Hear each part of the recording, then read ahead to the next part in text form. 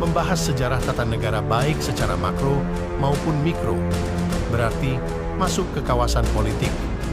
Sedangkan wilayah politik itu sendiri dapat dikaji dari segi sejarah politik, sosiologi politik, antropologi politik, dan ilmu politik. Dimensi ini saling mengoreksi dan melengkapi dalam pembahasannya sehingga ditemukan fenomena yang utuh tentang konsep sejarah tata negara.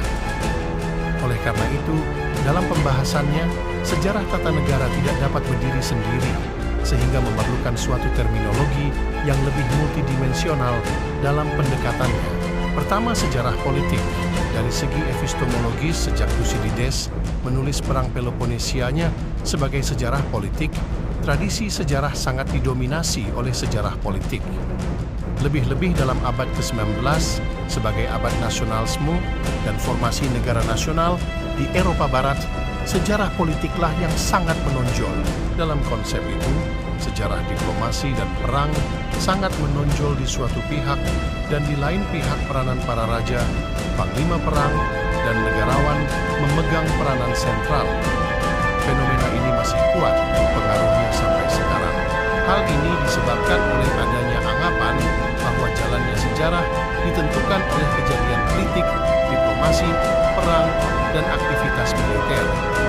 Di samping itu, ada pula teori orang besar yang mengatakan bahwa orang besarlah yang menentukan jalannya sejarah. Fenomena ini terbukti dari banyaknya karya biografi tokoh-tokoh sampai pada Perang Dunia Kedua. Perkembangan itu sejajar dengan berkembangnya sejarah nasional yang pada masa tersebut sedang mengalami pertumbuhan yang pesat. Mempelajari sejarah politik tidak dapat dilepaskan dari sejarah sosial. Tulisan dengan dimensi itu dapat dilihat pada tulisan Akira Nagazumi, Bangkitnya Nasionalisme Indonesia dalam edisi Bahasa Indonesia. Demikian pula sebaliknya, sejarah sosial tidak dapat dilepaskan dengan sejarah politik. Lihat tulisan Sartono Kartodirjo 1956, Pemberontakan Petani Banten 1858. Kemudian apakah yang dibahas oleh sejarah politik? Secara konvensional, sejarah politik membahas sejarah perang, sejarah parlementer, sejarah kerajaan, dan sejarah modern dalam arti teori dan metodologisnya. Sejarah politik membahas tema-tema yang luas, misalnya biografi politik, partai politik, birokrasi, struktur politik suatu masyarakat atau negara, pemberontakan, hubungan sivil militer, dan lain sebagainya. Sejarah modern tersebut lebih bersifat tematis sehingga temanya sangat luas. Di Indonesia ada dua contoh tentang biografi politik yang dikemas menjadi sejarah politik, misalnya tulisan L. Delege dan Dahm yang sama-sama menulis tentang Soekarno. Oleh karena itu, membicarakan biografi politik sebagai tema mikro dapat dimasukkan sebagai bagian dari sejarah tata negara. Kedua, sosiologi politik yang merupakan interdisiplin sosiologi yang pernah dikembangkan secara metodologis oleh Max Weber abad ke-19. Sosiologi politik dapat membicarakan tipe kepemimpinan yang menurut teori Weber ada tiga, yaitu satu, otoritas tradisional yang dimiliki berdasarkan pewarisan atau turun-temurun; dua, otoritas karismatik, yaitu berdasarkan pengaruh dan kewibawaan pribadi; dan tiga, otoritas legal rasional yang dimiliki berdasarkan jabatan serta kemampuan. Di negara-negara berkembang, tipe kepemimpinan rasional dan karismatik sering digabungkan menjadi satu. Contohnya sebagai refleksi dalam diskusi mengenai korupsi di Indonesia yang diselenggarakan oleh Dewan Pertahanan Nasional tahun 2000, antara lain dibahas mengenai merit system, yang artinya bahwa kedudukan atau jabatan harus didasarkan pada prestasi sehingga praktek KKN tidak terjadi. Ini berarti bahwa merit system didasarkan pada tipe kepemimpinan rasional. Di samping itu, sosiologi politik selain membahas tipe kepemimpinan baik formal maupun informal, juga membahas struktur politik, partai politik, partisipasi politik, hubungan sivil militer, tokoh politik, dan peranan serta fungsi kelembagaan politik. Adapun perbedaan antara pemimpin formal dan informal adalah pada otoritas yang dimilikinya. Pemimpin tipe formal memperoleh kekuasaan dari jabatan atau pemimpin formal, sedangkan tipe informal adalah pemimpin informal dan pada dia ada kekuasaan karismatis. Dalam konteks Indonesia, tipe formal pada umumnya juga memiliki otoritas tradisional, ialah golongan aristokrasi yang masih mempunyai hak mewariskan jabatan, terutama yang memangku jabatan pamong praja. Pada umumnya, berbagai tipe kepemimpinan menduduki lokasi sosial historis dengan orientasi nilai yang berbeda-beda, sehingga berbeda pula reaksinya terhadap inovasi, yaitu penolakan, adaptasi, dan asimilasi.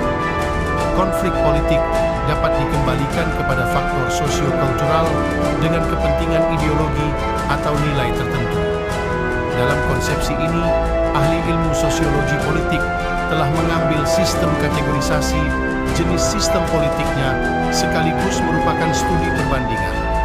Analisis strukturalnya membahas status dan peranan berbagai elit, hubungan, dan perbandingan kekuasaan antara mereka kesemuanya dalam kerangka hierarkis suatu sistem feodal.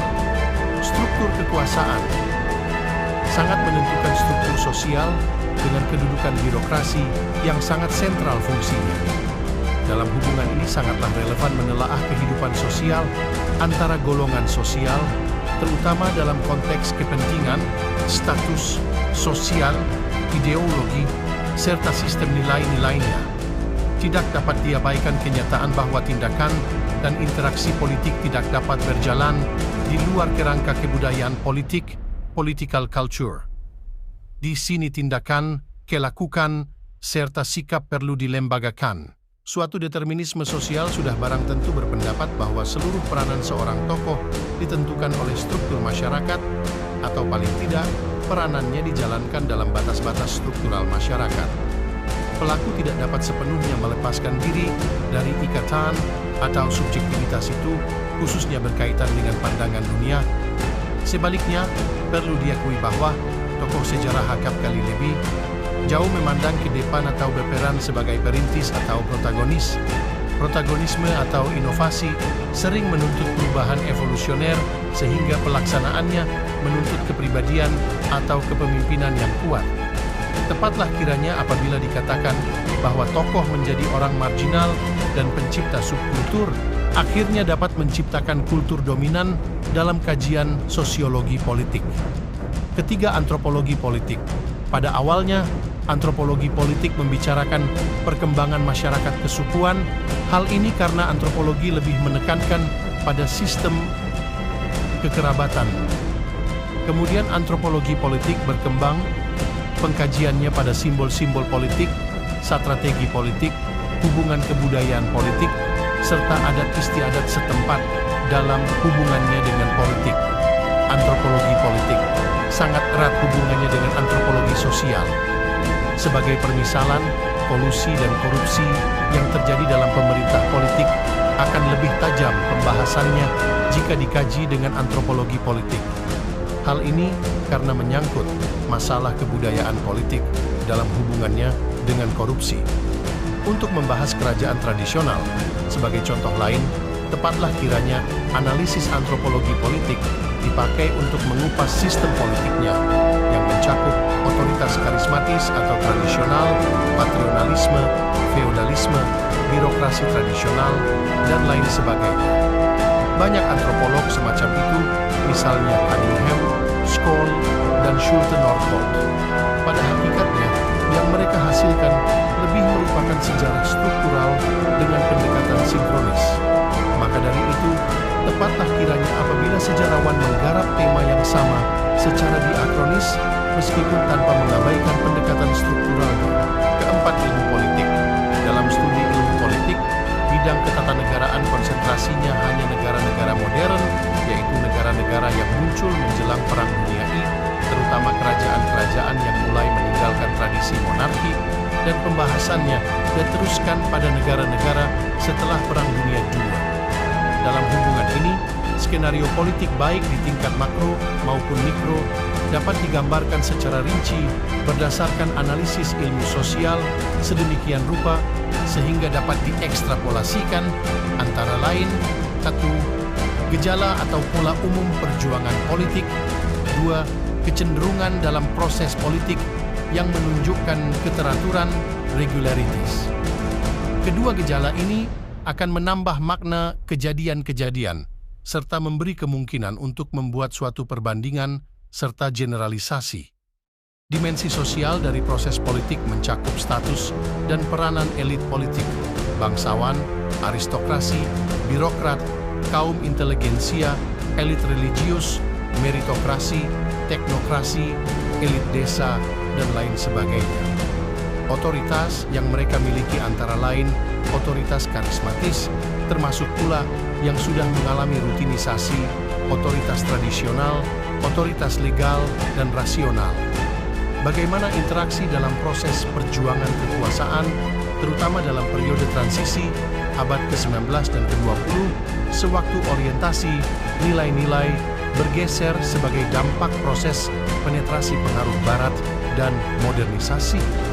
Posisi sosial kultural elit masing-masing menimbulkan konflik, yang menimbulkan fenomena yang bernuansa dari proses sosial dan politik yang selalu berkesinambungan. Lebih jauh hal ini akan dibahas pada bab-bab berikutnya dari kajian sejarah tata negara ini. Secara singkat dapat dijelaskan bahwa kajian ilmu politik berarti memasuki wilayah kekuasaan. Karena dalam hal ini, ilmu politik berarti ilmu yang membahas tentang bagaimana cara untuk mendapatkan kekuasaan baik dalam konsep yang bersahaja maupun modern, dan bagaimana cara-cara untuk mempertahankannya. Konsep ini tampak sederhana, tetapi setelah memasuki wilayah kajiannya, maka akan ditemukan fenomena-fenomena yang sangat kompleks yang mewarnai kajian ilmu politik dan memperkaya kajian sejarah ketatanegaraan yang akan dibahas dalam series ini.